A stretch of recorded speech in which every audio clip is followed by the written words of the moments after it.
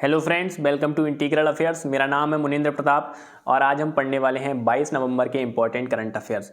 Important current affairs की तरफ बढ़ने से पहले मैं आपको बता दूं कि डिस्क्रिप्शन में हमारे टेलीग्राम ग्रुप का लिंक है, उसको आप ज्वाइन कर सकते हैं। डायरेक्ट क्लिक करके वहां आप ज्वाइन कर सकते हैं और इस वीडियो का PDF आपको वहां पर मिल जाएगा और दूसरी भी क्विजेस वहां पर कराई जाती हैं, उनसे भी आप जुड़ सकते हैं। तो आज के करंट अफेयर्स को स्टार्ट करते हैं। तो पहला क्वेश्चन है हमारा प्रतिवर्ष वर्ल्ड टेलीविजन दिवस मनाया जाता है। टेलीविजन वही टीवी आप जानते होंगे। तो टेलीविजन दिवस कब मनाया जाता है आपको याद रखना है। इंपॉर्टेंट क्वेश्चन है, आज से पहले शायद आपने सुना भी नहीं होगा। तो 21 नवंबर को हमारा वर्ल्ड टेलीविजन दिवस मनाया जाता है। उसके बाद अगला क्वेश्चन है हाल ही में किसने निकोबारी होदी शिल्प के लिए भौगोलिक संकेत GI टैग के लिए आवेदन किया है। GI टैग पता है क्या होता है? जैसे मान लीजिए मैं यूपी में रहता हूँ, तो यूपी का अगर कोई चीज़ फेमस हो गई ना, जैसे यूपी का कोई चीज़, आगरे का पेठा फेमस है, ठीक है, ऐसे ही जो है जहाँ पर भी कि लोग कोई भी चीज़ फेमस होती है तो उस फेमस चीज़ को वहाँ का GI टैग मिल जाता है कि उस एरिया की ये वाली चीज़ सबसे फेमस है। तो ये जैसे Guinness book of world record में नाम दर्ज होता है, ऐसे ही GI टैग होता है। तो GI टैग वहाँ पर लग जाता है और वो चीज़ वहाँ की फेमस हो जाती है। तो ऐसे ही अंडमान और निकोबार द्वीप समूह की क्या चीज़ है? होदी शिल्प जो है वहाँ GI टैग के लिए उन्होंने आवेदन किया है। मतलब अभी आवेदन किया, अभी मिला नहीं है, मिल जाएगा। तो होदी शिल्प होती क्या है? एक नाव के जैसी होती है, लकड़ी की बनी हुई। तो एक द्वीप से दूसरे द्वीप तक जाने के लिए हम इसका इस्तेमाल करते हैं, होदी शिल्प का।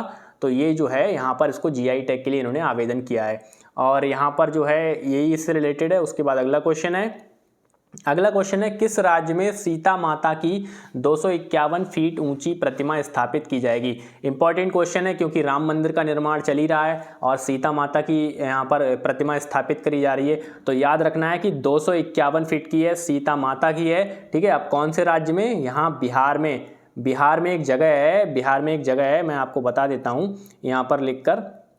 बिहार में सीतामढ़ी जगह है, ठीक है, सीतामढ़ी जगह है, वहाँ पर ये प्रतिमा बनाई जा रही है और निर्माण जो है जल्दी शुरू होगा इसका, ठीक है। तो याद रखना है कि बिहार में 251 फीट की सीता माता की प्रतिमा स्थापित की जाएगी। उसके बाद अगला क्वेश्चन है हमारा 53वें इंटरनेशनल फिल्म महोत्सव ऑफ इंडिया में किसे Indian film personality of the year चुना गया? ठीक है, यहाँ पर एक अवार्ड होता है film personality of the year, हर साल चुना जाता है, ठीक है। 2021 में भी, 2022 में भी चुना जा रहा है। अब एक चीज़ और याद रखनी कि 53वां जो था, ठीक है, नंबर इसका था 53वां इंटरनेशनल फिल्म महोत्सव ऑफ इंडिया, ठीक। इसमें किसे चुना गया है? तो इसमें चुना गया है सुपरस्टार चिरंजीवी को, ठीक है। याद रखना है, साउथ के सुपरस्टार हैं चिरंजीवी, इनको film personality of the year 2022 चुना गया है। उसके बाद अगला क्वेश्चन है हमारा 20 नवंबर 2022 को पूर्वोत्तर भारत का पहला क्षेत्रीय यूनानी चिकित्सा अनुसंधान RRIUM का उद्घाटन कहाँ किया गया?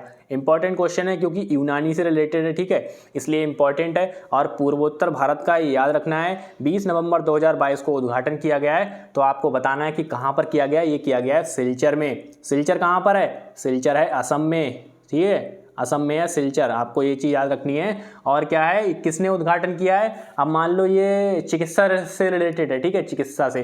तो हमारे जो केंद्रीय आयुष मंत्री है ना, केंद्रीय आयुष मंत्री कौन है बताइए जरा? ये हैं सर्बानंद सोनोवाल ने यहाँ पर इसका उद्घाटन किया है, ठीक है, सिलचर में। अगला क्वेश्चन है हमारा हाल ही में जारी नेटवर्क रेडीनेस इंडेक्स 2022 में भारत कौन से स्थान पर रहा है? नेटवर्क रेडीनेस का मतलब होता है कि कौन से एरिया का नेटवर्क सबसे अच्छा है। मोबाइल वाला नेटवर्क नहीं, सारा जो डेटा नेटवर्क होता है उसकी बात हो रही है यहाँ पर। तो नेटवर्क रेडीनेस इंडेक्स में भारत कौन से स्थान पर रहा है? तो यहाँ पर जो है भारत रहा है 61वें स्थान पर। इंपॉर्टेंट है, 61वें स्थान पर रहा था। और टोटल कितनी कंट्रीज थी? टोटल 131 देशों की ये प्रतियोगिता कह लीजिए या फिर रैंकिंग होती है। तो उसमें भारत 61वें नंबर पर रहा।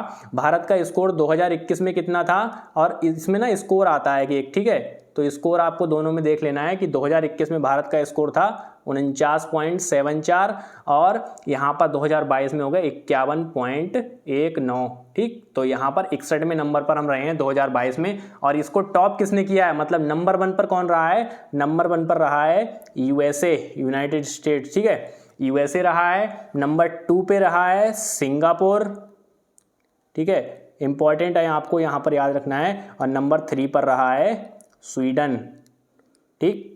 नंबर 1 पे यूएसए, नंबर 2 पे सिंगापुर, फिर स्वीडन और भारत रहा है 61वें नंबर पर, ठीक, नेटवर्क रेडीनेस इंडेक्स में, ठीक। उसके बाद जो है अगला क्वेश्चन हमारा 25 से 26 नवंबर 2022 को 25वां राष्ट्रीय ई गवर्नेंस सम्मेलन कहाँ आयोजित किया जाएगा। ई गवर्नेंस सम्मेलन कहाँ आयोजित किया जाएगा, 25वां, ठीक है। 25, 50, 75 ये जो नंबर होते हैं ना, इनको अच्छे से याद रख लिया करो क्योंकि ये क्वेश्चन जो है एग्जाम में जरूर आते हैं। तो 25 और 26 नवंबर को आयोजित किया जाएगा। कहाँ पर आयोजित किया जाएगा, ये किया जाएगा जम्मू में। और जम्मू से रिलेटेड जो भी क्वेश्चन होते हैं उन्हें और ध्यान से पढ़ा करो क्योंकि जम्मू कश्मीर और लद्दाख और जो है अंडमान निकोबार, ये जो कुछ कुछ जगह है ना, इनके क्वेश्चंस जो है ध्यान से याद किया कीजिए आप। उसके बाद अगला क्वेश्चन है हमारा 20 नवंबर 2022 को किसने छठी बार एटीपी फाइनल्स टेनिस टूर्नामेंट का खिताब जीता है, ठीक है। प्रोफेशनल टेनिस जो होता है ना, प्रोफेशनल टेनिस, उसका खिताब जीता है, किसने जीता है आपको बताना है। तो ये जीता है नोवाक जोकोविच, ठीक है। टेनिस के एकदम बढ़िया खिलाड़ी हैं नोवाक जोकोविच, इन्होंने है एटीपी फाइनल्स टेनिस टूर्नामेंट का छठी बार जीता है, ठीक है, छठी बार। ये बहुत ही अच्छा बात है कि इन्होंने छठी बार जीता है, रिकॉर्ड बनाया है, तो नोवाक जोकोविच ने जीता है। उसके बाद यहाँ पर जो है, यहाँ पर जो कार्लोस अल्कराज है ना, इन्होंने भी बहुत अच्छे रिकॉर्ड बना रखे हैं अपनी लाइफ में, तो इनका नाम भी आपको याद रखना है। उसके बाद अगला क्वेश्चन है हमारा हाल ही में किसे जेसीबी साहित्य पुरस्कार 2022 से सम्मानित किया गया है, ठीक है। जेसीबी साहित्य पुरस्कार ये साहित्य के क्षेत्र में दिया जाता है, मतलब मैंने मान लीजिए कोई नोवेल लिखा, कोई दूसरी कहानी कविता जो भी लिखते हैं तो उसमें क्या है, ये पुरस्कार दिया जाता है। और इस बार दिया गया है खालिद जावेद जी को। ये उर्दू के बहुत ही अच्छे लेखक हैं और उर्दू में इन्होंने कौन सा लिखा है मैं आपको बता देता हूँ। ये लिखा है इन्होंने द पैराडाइज ऑफ फूड, ठीक है।